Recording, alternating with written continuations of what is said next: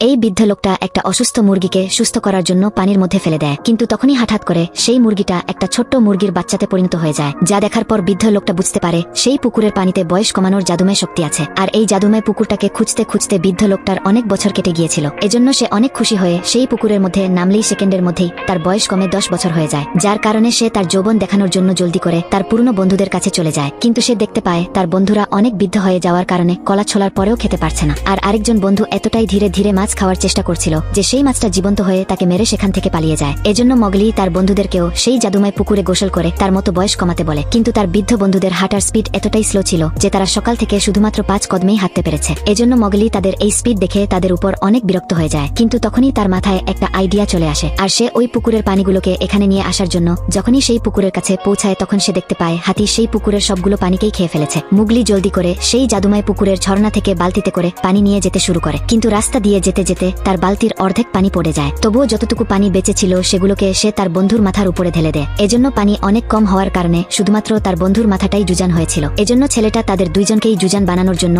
অনেক বড় একটা বালতি ভরে পানি নিয়ে আসে, কিন্তু আসার সময় তার পায়ে একটা পাথরের সঙ্গে ধাক্কা খাওয়ার কারণে সেই সবগুলো পানি তার উপরেই পড়ে যায়, যার কারণে মগলি অনেক ছোট্ট একটা বাচ্চাতে পরিণত হয়ে যায়। তো বন্ধুরা, যদি আপনিও এমন জাদুময় পুকুর পেতেন তাহলে কাকে জুয়ান বানাতেন তা কমেন্ট করতে ভুলবেন না।